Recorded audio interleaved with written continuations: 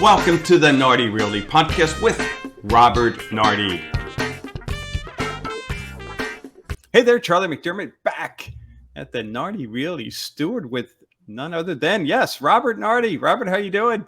I'm doing great, Charlie. Beautiful weather outside. We've been really blessed Oh, so far with this amazing weather, and just seeing sunshine every day. And I lived in Cleveland, Ohio, where it was with the lake effect, it still wouldn't be sunny right now. So I'm just appreciative of every day I see the sun. So ain't that the truth? And it's funny, we were just talking, today is, I think it was today, Groundhog's Day, and how that was a big deal from where I'm from, Pennsylvania. I'm sure it was news in Cleveland, and because we were grasping for straws for a shorter winter, and down here in Florida, it's like you don't even care or know about Groundhog's Day, and in fact, you hope winter stays as long as yeah. possible because, like you said, this is gorgeous. Yeah. The weather's great. And Charlie, now I'm going to interview you with groundhogs. I can't remember if he sees his shadow. Do we have winter for how Oh, many more months, or do you know which way you it know, goes? I should I know always that. get confused. And That's okay. yeah, But but I do know that is a big party. Apparently, and I don't know if it's Bloomsburg or there's a college not too close by, and I've heard all kinds of stories. The students getting up at 3 a.m. and doing their right. carpool to Punxsutawney, I guess, Pennsylvania, Yeah. and it's just a blast. Never Yeah. did it. Sounds like fun. Yeah. So Did you ever see that movie Groundhog's Day? uh, Bill Murray? what's it? The 30th anniversary Yeah, I can't of that. believe it, but Yeah. that was always fun to watch too. So Yeah. yeah, every day's the same.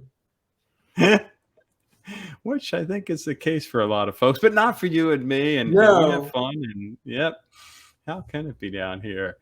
So we've been talking a lot about the real estate market in past episodes, and it's always changing, and that's what keeps it fresh and new and fun. But I'm going to switch gears a little bit because I know you have quite a portfolio of properties that you manage, and I know there are a lot of folks that are looking for properties that maybe they're going to maybe live part time and might be looking for a property manager, but they have no idea what they're getting until unfortunately it's too late in many cases. So Right. I thought we talk about that, maybe help your listeners understand the best, and obviously this is whether they're in Pennsylvania or Ohio or any Right. place else. It goes for everybody. Correct. Yeah. So where would you begin? So I'm whatever, an investor, property owner, and I want to consider getting someone to manage my property. How do we go about that? Okay, well, generally, I always tell people, your biggest asset really is your house or property. I mean, you could manage it. You can make sure that with the property itself, it's in good condition, and you're thinking, hey, I could rent this now. That's the first step. You got to go in your mind and I could be rented. Now, there are some people that are built to rent their properties, and there are some people that are not built to rent their properties. I mean, I do sometimes see a disconnect because when you have somebody in your property, that's, and they're paying you rent, that they can use that property, accordingly. But some people still hold on to that property, and it's very important that everyone keeps them clean and pristine, and and I get that too. And you can have checks over the year. You can also, have an inspection here or there. But there are some people that go to sleep at night thinking, what are those people doing to my property? Yeah. Yes. Those people shouldn't be renting property. They Yeah. should be selling that property and maybe putting that money into an investment account, because I've seen both kinds. And then you have other people that are, that are very happy to be renting their property and getting an income in. So there's two things with renting your property. You can go through a company like Nardi Realty, and you could just simply rent your property through us. And then we don't property manage it, but what we do is generally then usually it's a 1 month commission on that property. We'll take it for finding the person to put in your property, but we do all the inspection. We do all the background checks. We make sure that the candidate can afford to rent your property. And one of the general rules is that if someone's renting your property, say if the the property is $1,500 a month, then they should be making 3 times that amount, of their salary. So it's 40, Okay. 45, basically 4,500, 3 times. So they have to make at least $45,000. So a year, to be able to Yeah. afford Okay. to buy that property. So that's kind of the general rule. So you kind of first start out with a candidate and you kind of say, okay, what property do you want to rent? How much? And then we kind of then say, okay, I want to rent it. And then we go ahead and verify income. We do a background check, and then we make sure that that candidate is a good candidate. And we bring it to the landlord. That is not our decision. I mean, it's the landlord's decision. Like sometimes when you have a renter come in, they have say they have a lower score, Equifax score. Say it's like 650. But they show that they have X amount of dollars in the bank, or they show that the reason why they had 650 was because of a divorce or something like that. Yeah. So Yeah. basically, we bring it to the landlord and we just simply say, this person has this amount of income coming in every year. They have this amount of savings. This is their. Would you wish to rent? So we don't discount people for not having the best, scores. It really comes down to the landlord and what they want to do. Yeah. Obviously, it's golden if you have someone with a 720 score that has a good income coming in, pays their bills on time. I mean, that's a really good candidate, and obviously, that candidate most likely will be able to rent without an issue. There are some times where we get an ugly score, and basically the candidate somehow has a lot of cash on hand, and they simply say, "Listen, I'd like to pay for the whole year up front." Hmm. So then that's still up to, most attorneys don't want you to do that because they really want people to be paying on a monthly basis, and it's a year generally, as a rule, well, in the state of Florida, we really want to keep rental contracts to 1 year. And the reason why that is because it protects the consumer, it protects the tenant as well as the landlord. So what if the tenant gets into a property and is unhappy? Why should they be signing a 2-year lease or a 3-year lease? Now they're stuck for 2 or 3 years. Or Yeah. even the landlord, what if the tenant is not the best of tenants and the landlord wants them out? So they just simply wouldn't be able to renew their lease. So we try to, technically we really only have a year, year leases down here. Yeah. So it just protects both parties. And Nice. yeah, so it makes sense. And then but some landlords like to handle everything. Like they'll be their own property manager. So in that regard, we lease the property as a rental. We find the person, we take a commission, and the landlord takes over. Any problems, any questions, the landlord takes. So now there's the other part of it where I'm like this part. Like if I had a rental property, I really don't want to be getting phone calls at 12 o'clock at night, at 3 o'clock in the morning. Yep. I figured it's not worth my sanity. We all have jobs. Some of them are stressful. And so why should I take on that additional stress? So for me, I'd rather knock on the door of a property management company. And we're in conjunction working with One Source Property Management here at Nardi Realty. So basically that management company is the same thing. They manage that property from A to Z, working in conjunction with me. They do the background checks, they do everything. But if there's an issue or a problem with the property, they get the phone call. And even after hours, they have a 24-hour service. So if something happens, the water valve broke, or they're getting the roof is leaking, or there's something going on, or the air conditioner stopped working. And in Florida, that's a big emergency. The air conditioner. So they do have 24-hour service, and generally that fee is roughly 10% of the 10% of the rental per month. So they get a 10% portion of the rental just to manage the property. So that's how that works. But really, I would say that your biggest asset is your property. If you're thinking about making extra cash, renting is a good way to bring in income to yourself. And there's also a lot of benefits, and which you'll have to talk to with your accountant on taxes wise, because there's depreciation that's taken. There's a lot of good things that can happen on your tax refund on a yearly basis, and so that's something to look into.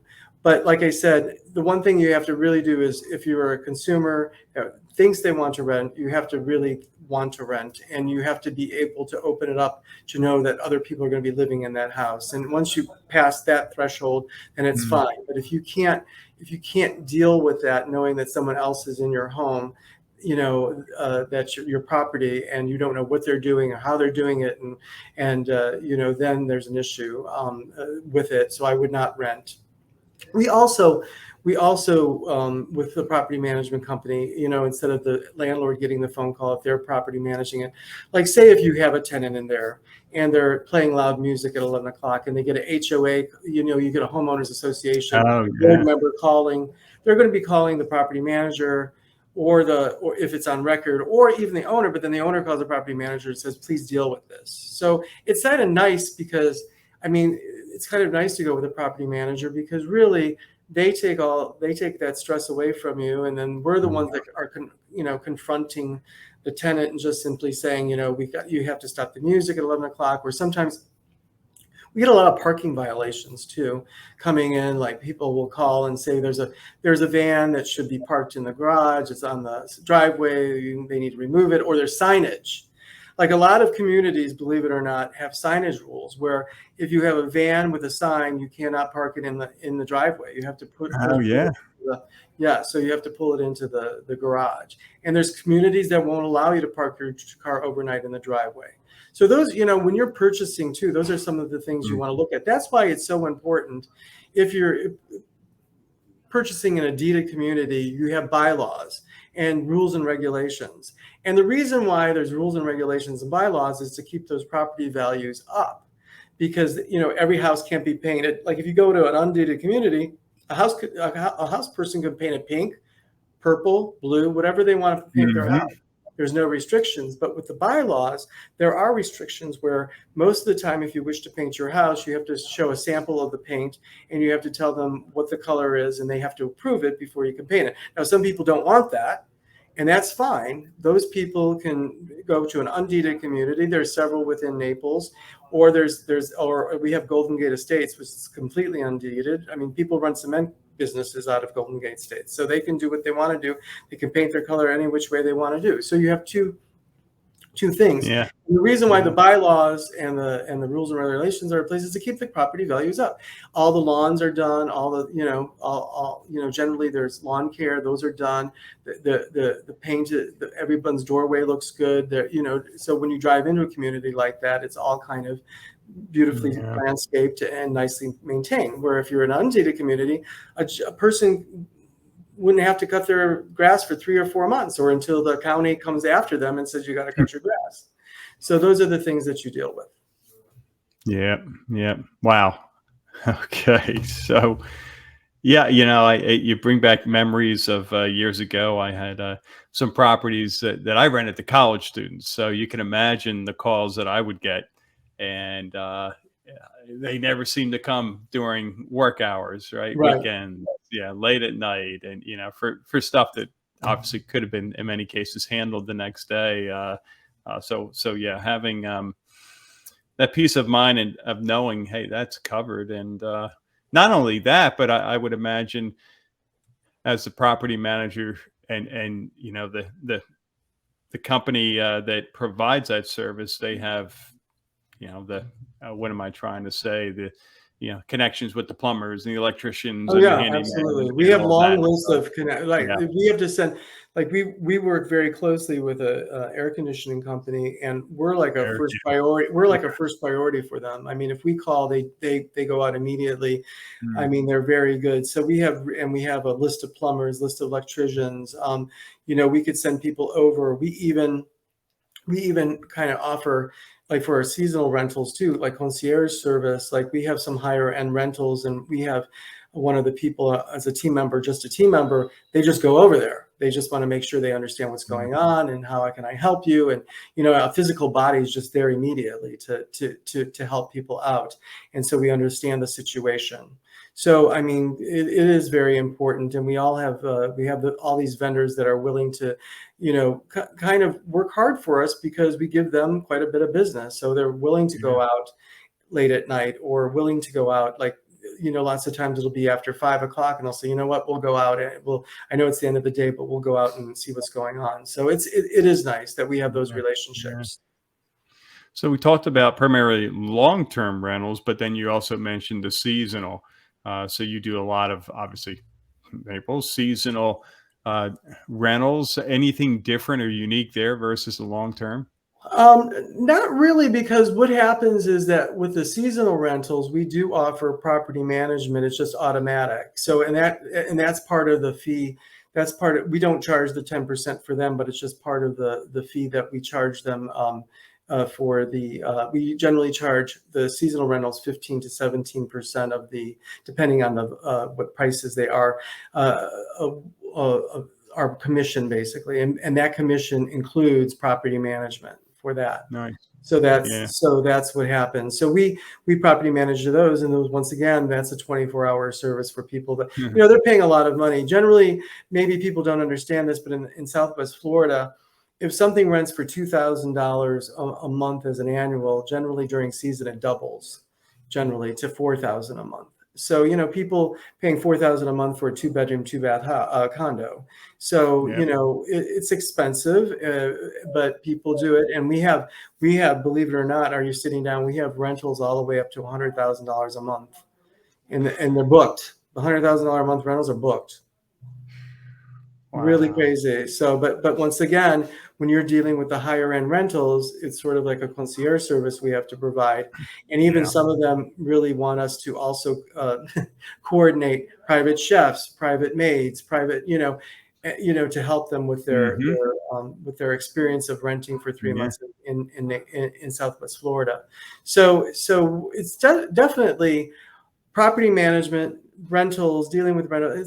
You have to be very service oriented, because you're servicing a client that's paying X amount of dollars, and we have to make sure that we perform. So far, thank goodness, we've been fairly successful in that, and I pride myself on customer service. It's really important. It's important to return phone calls. It's important to act quickly, and that's very important to me and the group that I have. So yeah. Oh, awesome. Well, hey, really appreciate you sharing your insight and your my goodness, your experience all these years of doing that successfully. And next episode, maybe we'll get back into real estate and mortgages, and sure, there'll be a lot of changes we could talk about. Heck, tomorrow. Right, I know. Every day is different now. They're talking about Southwest Florida. Maybe we could talk about that. They're talking about how there's a housing crisis for low income housing, and so now they just passed a bill through the Senate or somewhere where now they're going to provide a lot of kickbacks to developers to allow low end housing so they could build, so it could be worthwhile for them. So that's exciting news. So yeah. All right, I'll make a note to talk about that next episode. Sounds good. Little teaser there. We'll see you then. Okay, Charlie, take care. All my best. Thank you for listening to the Nardi Realty Podcast with Robert Nardi. To learn more about Nardi Realty, go to www.buynaples.net. That's buy, B-U-Y, Naples, Naples.net, or call 239-293-3592.